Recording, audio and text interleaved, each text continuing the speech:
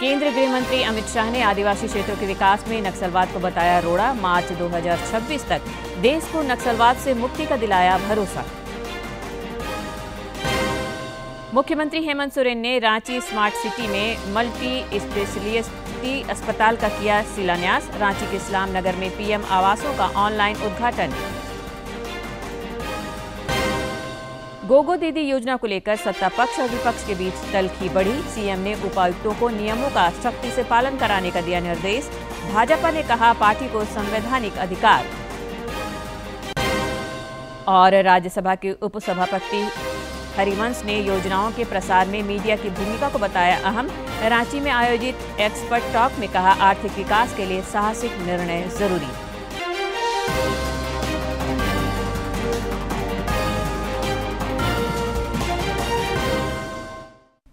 नमस्कार, खबरें झारखंड में आपका स्वागत है। मैं हूं रोज उरांव और अब समाचार विस्तार से।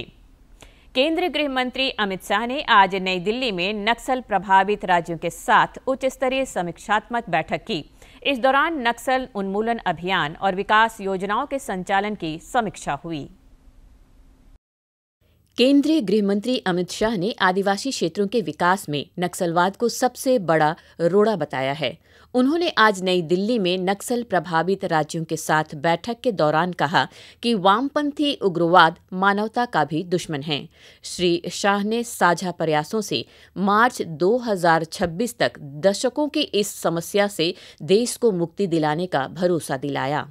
हमारे संयुक्त प्रयास, सभी राज्यों के साझा प्रयास से वामपंथी अंधकार की जगह हमारे संविधान प्रदत्त अधिकार से हम रोशन करना चाहते हैं।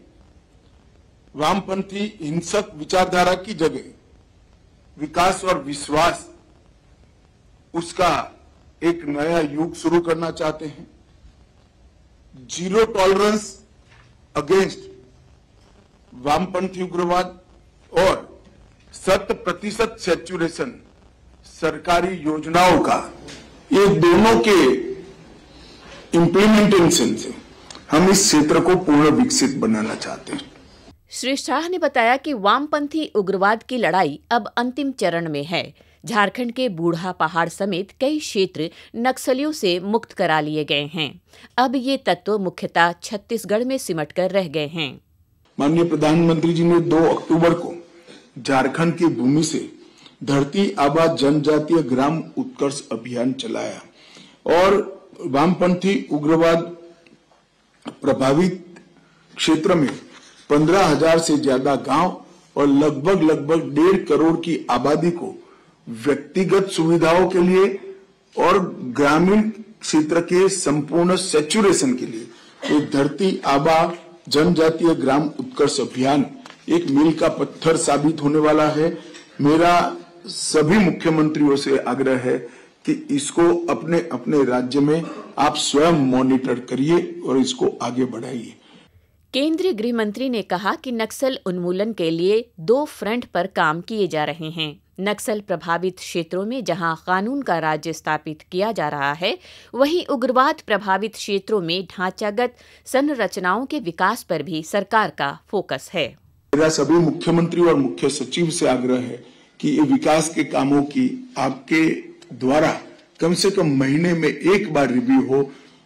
मेनली फॉरेस्ट डिपार्टमेंट से परमिशन की जो थोड़ी तकलीफ होती है, इसको आप लोग मदद करिए। हमने 3C मतलब 3 स्तर पर कनेक्टिविटी में सुधार लाना, रोड कनेक्टिविटी, मोबाइल कनेक्टिविटी और फाइनेंशियल इंक्लूजन, बैंक और पोस्ट ऑफिस को वहां तक पहुंचाना, इसको विशेष ध्यान दिया है। उन्होंने राज्यों के मुख्यमंत्री को सुझाव दिया कि वे हर महीने नक्सल उन्मूलन अभियान और विकास कार्यों की अपने स्तर पर समीक्षा करें। राज्यों के डीजीपी भी हर 15 दिनों में इनकी समीक्षा करें। केंद्रीय गृह मंत्री ने भटके युवाओं से मुख्यधारा में भी शामिल होने की अपील की। डीडी झारखंड के लिए ब्यूरो की रिपोर्ट। इधर राज्य में भी नक्सलियों के खिलाफ लगातार अभियान जारी है। इस क्रम में आशातीत सफलता भी मिल रही है। आगामी विधानसभा चुनाव के मद्देनजर लातेहार में भी नक्सल उन्मूलन अभियान जारी है। इस क्रम में बोकाखाड़ के जंगल में प्रतिबंधित उग्रवादी संगठन जेजेएमपी और सुरक्षा बलों के बीच मुठभेड़ हुई। दोनों ओर जमकर गोलीबारी हुई, जिसमें 2 जवान घायल हो गए। हालांकि सुरक्षा बलों के अदम्य साहस की वजह से उग्रवादी भाग खड़े हुए। सर्च ऑपरेशन में 3 बंदूक, कई पिट्ठू बैग और दैनिक उपयोग का सामान बरामद किया गया। मुख्यमंत्री हेमंत सोरेन ने आज राजधानी के लोगों को 2 सौगात दी। उन्होंने रांची स्मार्ट सिटी एबीडी क्षेत्र में मल्टी स्पेशलिटी अस्पताल का शिलान्यास किया। साथ ही इस्लाम नगर में नवनिर्मित पीएम आवासों का ऑनलाइन उद्घाटन भी किया।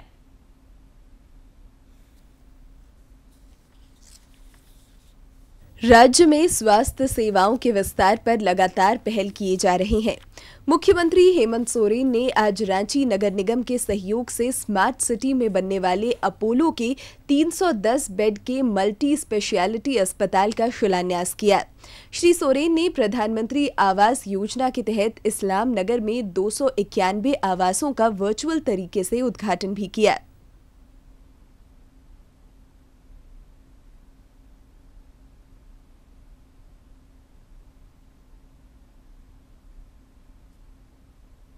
इस मौके पर अपने संबोधन में मुख्यमंत्री ने कहा कि सरकार की यह कोशिश है कि मरीजों को स्थानीय स्तर पर बेहतर स्वास्थ्य सुविधाएं मिल सकें। 300 बेड का यहाँ अस्पताल जो विश्व स्तरीय का होगा, उसका आधारशिला रखने आए हैं। और आप लोगों ने देखा, और सरकार की भी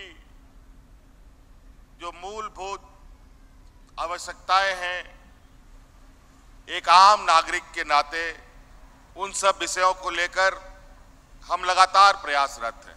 उन्होंने समावेशी विकास पर जोर देते हुए कहा कि सरकार जन आकांक्षाओं को पूर्ण करने की दिशा में तेज गति से आगे बढ़ रही है। झारखंड में अत्यंत गरीब पिछड़े लोग हैं। दूसरे राज्यों में जाकर के इलाज कराना उनके लिए बहुत सारी चुनौतियों का भी सामना करना पड़ता है। इसलिए हम लोगों ने इसी राज्य में आपके आसपास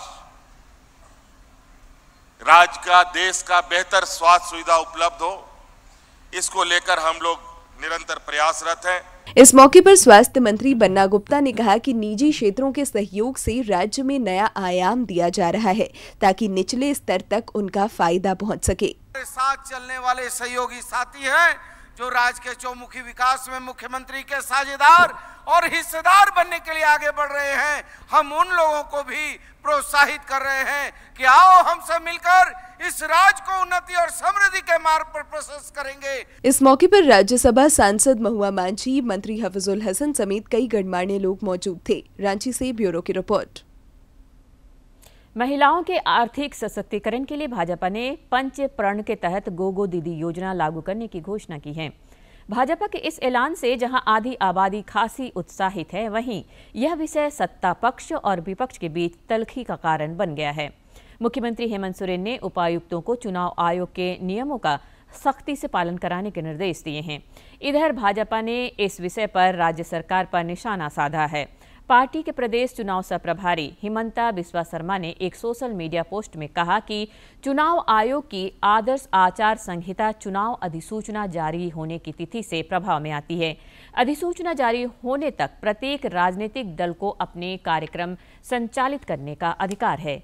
इधर पार्टी के प्रदेश अध्यक्ष बाबूलाल मरांडी ने कहा कि राज्य की हेमंत सोरेन सरकार जन कल्याणकारी गोगो दीदी योजना को बाधित करने का हर संभव प्रयास कर रही है। उन्होंने कहा कि सरकार की दमनकारी नीतियों के आगे भाजपा नहीं झुकेगी और कार्यकर्ता योजना का फॉर्म भरवाने के लिए घर घर पहुंचेंगे।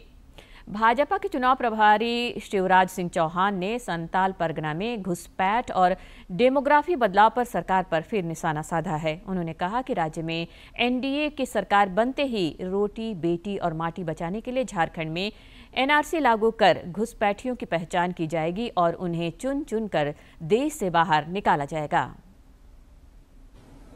तो स्थानीय सरकार पर कब्जा कर रहे हैं, यहाँ के रोजगार के अवसर कम कर रहे हैं। इसलिए रोटी मतलब रोजगार, माटी मतलब हमारी धरती पर घुसपैठियों का कब्जा ना हो और बेटी, ये तीनों बचाना, ये हमारा संकल्प है। और इसके लिए हम झारखंड में एनआरसी लागू करेंगे।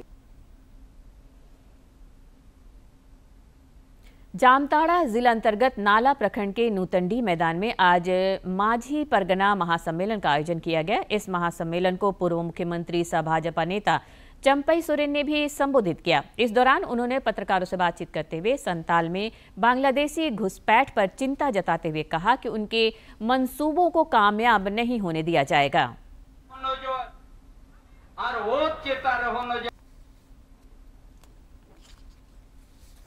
इसलिए हम इस धरती में हमारा वीरों ने जो इस जमीन और गांव को बसागी किया, हमारा सामाजिक व्यवस्था हमारा हर तरह से मजबूत है।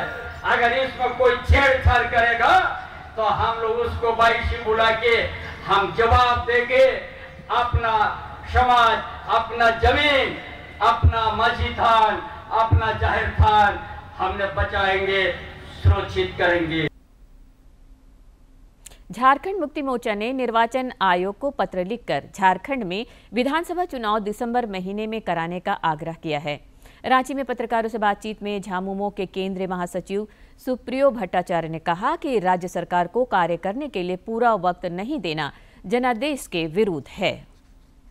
23 सितंबर जब चुनाव आयोग की टीम यहां आई, बहुत स्पष्ट शब्दों में हम लोगों ने इस बात को कहा था कि यदि जनादेश का विपरीत जाकर कोई काम होता है तो वो न केवल अलोकतांत्रिक होगा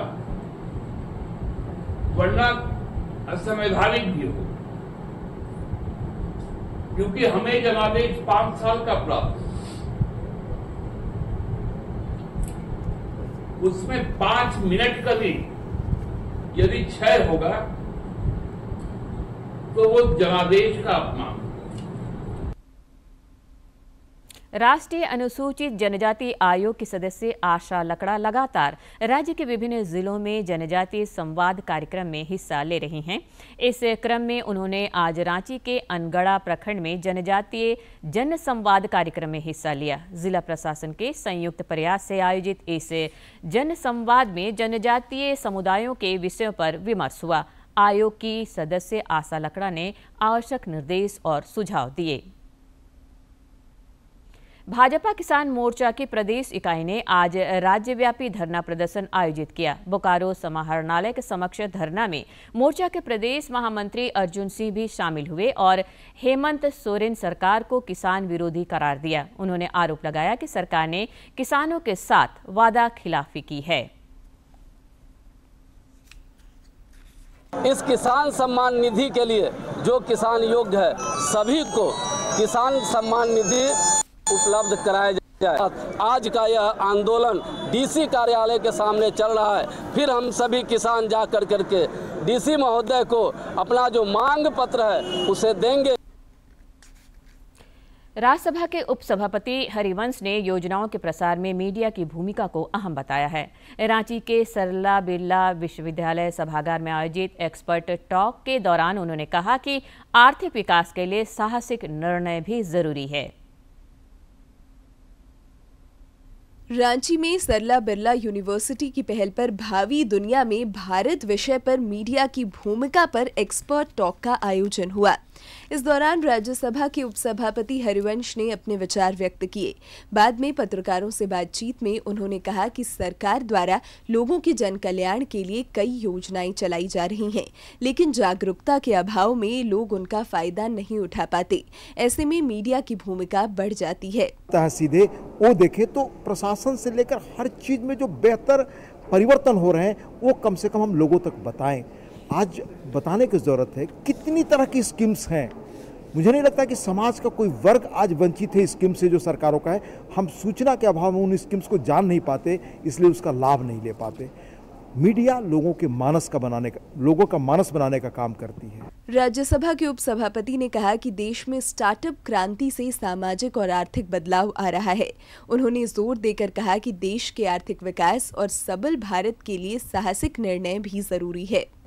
इस देश में 1990 में यह देश बैंकक्रप्ट होते होते बचा, हमेशा याद रखिए।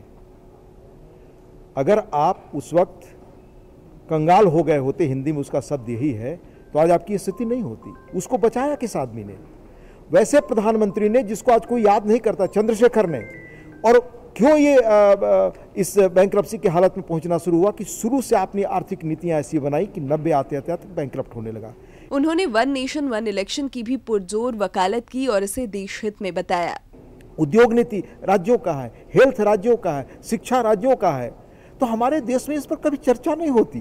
अंततः राज्य ही अपनी तकदीर और नियति लिख सकते हैं। एक सवाल और भी उठना चाहिए कि दक्षिण के राज्य आपसे क्यों बहुत आगे बढ़ गए? जब उनके तह में आप जाएंगे, जब आप मीडिया के लोग असल रीजन लोगों को बताएंगे, तब लोग समझेंगे कि हमारी क्या भूमिका। राज्यसभा के उपसभापति हरिवंश ने एक्सपर्ट टॉक के दौरान कई अन्य विषयों पर भी अपने विचार साझा किए। इस मौके पर सरला बिरला विश्वविद्यालय अंतर्गत जर्नलिज्म और मास कम्युनिकेशन से जुड़े प्रतिनिधियों समेत कई गणमान्य लोग मौजूद थे। रांची से सहयोगी विकास के साथ दिवाकर कुमार की रिपोर्ट। आगामी विधानसभा चुनाव को लेकर राज्य में विभिन्न स्तरों पर प्रशासनिक तैयारियां जारी हैं और जन जागरूकता पर भी जोर दिया जा रहा है। मुख्य निर्वाचन पदाधिकारी के रवि कुमार की पहल पर रांची के जयपाल सिंह स्टेडियम में आगामी 18 और 19 अक्टूबर को कला महोत्सव 881 का आयोजन होगा। भारतीय रिजर्व बैंक की हर 2 महीने पर होने वाली बैठक आज से शुरू हो गई है। बुधवार को आरबीआई गवर्नर शक्तिकांत दास बैठक के फैसलों के बारे में जानकारी साझा करेंगे। आरबीआई की हर 2 महीने में होने वाली मॉनेटरी पॉलिसी कमेटी की बैठक आज से शुरू हो गई है। एमपीसी के chairman RBI governor Shaktikanta Das बुधवार 9 अक्टूबर को 3 दिन की बैठक के नतीजों की घोषणा करेंगे। फिलहाल आरबीआई की रेपो दर 6.5% है। आरबीआई ने फरवरी 2023 से रेपो दर को 6.5% पर बरकरार रखा है और जानकारों की माने तो इस बार की बैठक में भी रेपो रेट में कटौती की संभावना नहीं है। एक्सपर्ट्स का कहना है कि रिटेल इन्फ्लेशन अब भी चिंता का विषय बना हुआ है। पश्चिम एशिया संकट का असर कच्चे तेल की कीमतों पर पड़ेगा। ऐसे में रेपो दर में कटौती की संभावना नहीं है। मैया सम्मान यात्रा राज्य में लगातार जारी है। गुमला के सिसई में आज इस सिलसिले में कार्यक्रम का आयोजन हुआ, जिसमें मंत्री बेबी देवी, दीपिका पांडे सिंह और विधायक कल्पना सोरेन समेत अन्य अतिथि शामिल हुए। इस मौके पर अपने संबोधन में कल्पना सोरेन ने राज्य की भाषा संस्कृति के संरक्षण और संवर्धन पर बल दिया। हमारी पहचान हमारी संस्कृति है, हमारा अपना सरना धर्म कोड है, तो इसके लिए हम लोगों ने इसे विधानसभा से पारित कराया और विधानसभा से पारित हम कराते हैं और आगे जाकर के ये लोग रोक देते हैं। इनकी मंशा सबको समझनी होगी, हमारे विपक्षियों की। ये भाजपा वाले नहीं चाहते हैं कि हमारा अस्तित्व बचे, हमारा अपना सरना धर्म कोड हो, ये कभी नहीं चाहते हैं। ये बाहर से आते हैं जिनको हमारी भाषा, हमारी बोली, हमारी संस्कृति समझ में नहीं आती, वो हमारे लिए क्या नीतियां बनाएंगे। पूर्वी सिंहभूम उपायुक्त कार्यालय के समक्ष आज जिले की सेविका और सहायिकाओं ने विभिन्न मांगों को लेकर धरना दिया। जब तक आपका हाथ पैर चलेगा तब तक आप काम कर सकते हैं, लेकिन वो रिटायरमेंट कर रहा है, या तो या पेंशन दे, रिटायरमेंट पैसा दे, या तो फिर जब तक हम लोग का हाथ पैर चले तब तक हम लोग काम करें। मजदूर जो है, रेजा कूली भी जो है उसको भी आप पीएफ पर ईएसआई का दे रहे हैं, लेकिन हम लोग को वो भी नहीं है।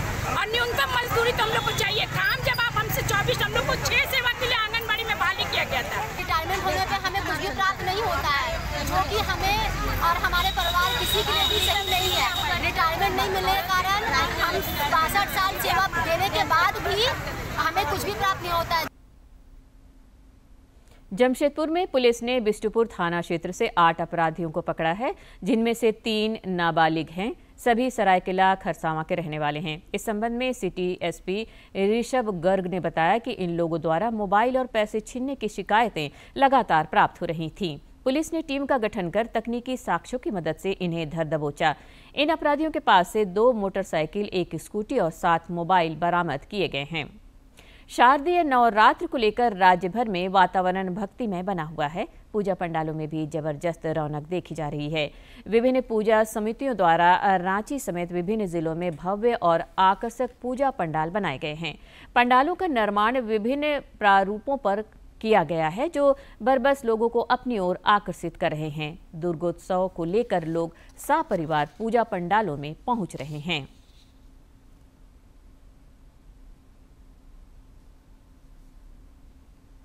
राज्य में पिछले 24 घंटे के दौरान कुछ स्थानों पर हल्के से मध्यम दर्जे की बारिश हुई। आज राज्य के कुछ क्षेत्रों में आंधी और वज्रपात की आशंका है। मौसम विज्ञान केंद्र ने आगामी 11 अक्टूबर तक विभिन्न क्षेत्रों में हल्के से मध्यम दर्जे की बारिश की संभावना जताई है। अधिकतम तापमान में अगले 5 दिनों के दौरान किसी बड़े बदलाव की उम्मीद कम है। आज के इतिहास पर डालते हैं एक नजर।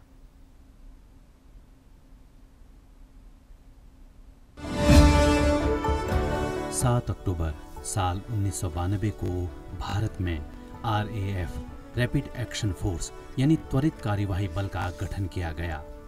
रैपिड एक्शन फोर्स का गठन विशेष रूप से दंगों से निपटने, समाज के बीच विश्वास पैदा करने और देश की आंतरिक सुरक्षा के लिए किया गया।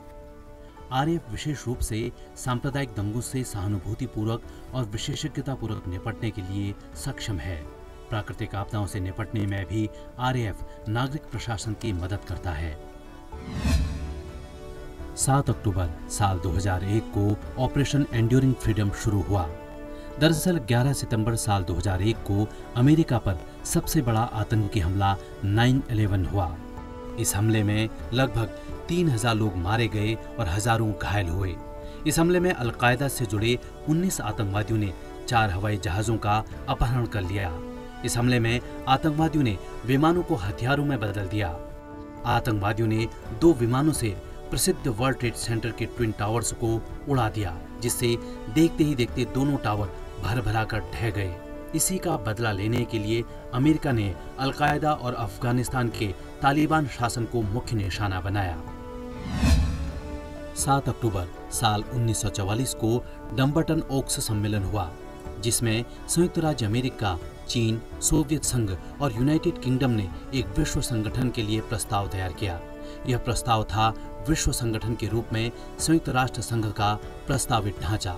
इन प्रस्तावों पर आगे चलकर याल्टा सम्मेलन में विचार विमर्श किया गया, जहां सोवियत संघ, अमेरिका और ब्रिटेन के राष्ट्राध्यक्षों की बैठक हुई और अंत में अंतर्राष्ट्रीय संगठन से संबंधित संयुक्त राष्ट्र सम्मेलन में 50 देशों के प्रतिनिधि शामिल हुए, जहां नए संगठन का संविधान तैयार किया गया।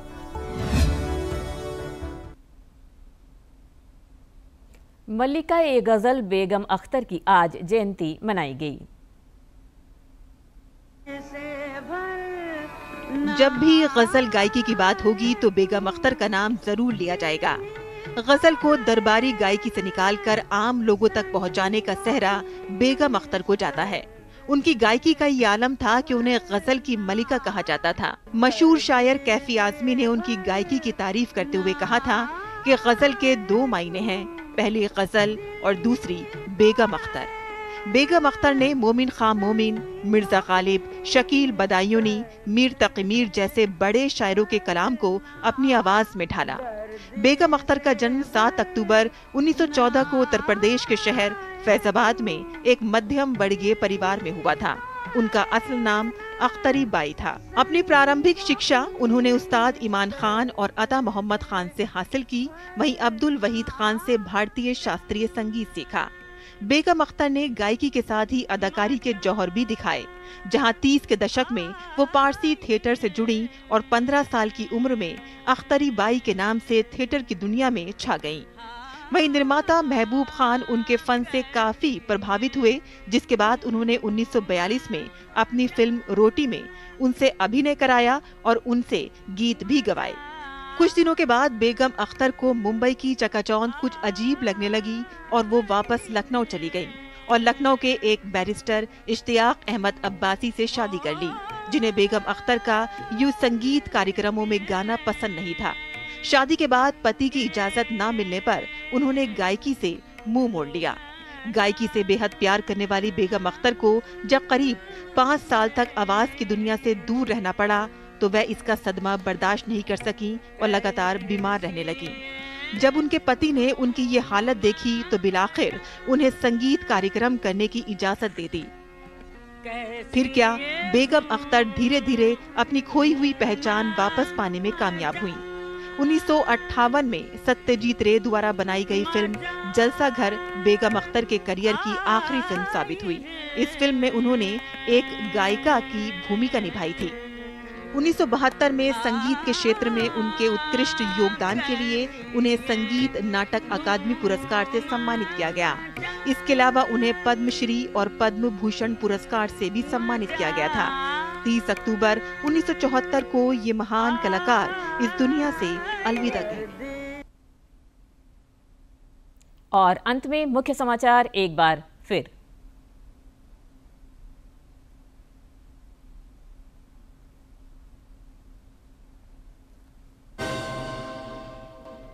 केंद्रीय गृह मंत्री अमित शाह ने आदिवासी क्षेत्रों के विकास में नक्सलवाद को बताया रोड़ा। मार्च 2026 तक देश को नक्सलवाद से मुक्ति का दिलाया भरोसा। मुख्यमंत्री हेमंत सोरेन ने रांची स्मार्ट सिटी में मल्टी स्पेशलिटी अस्पताल का किया शिलान्यास। रांची के इस्लाम नगर में पीएम आवासों का ऑनलाइन उद्घाटन। गोगो दीदी योजना को लेकर सत्ता पक्ष और विपक्ष के बीच तल्खी बढ़ी। सीएम ने उपायुक्तों को नियमों का सख्ती से पालन कराने का दिया निर्देश। भाजपा ने कहा पार्टी को संवैधानिक अधिकार। और राज्यसभा के उपसभापति हरिवंश ने योजनाओं के प्रसार में मीडिया की भूमिका को बताया अहम। रांची में आयोजित एक्सपर्ट टॉक में कहा आर्थिक विकास के लिए साहसिक निर्णय जरूरी।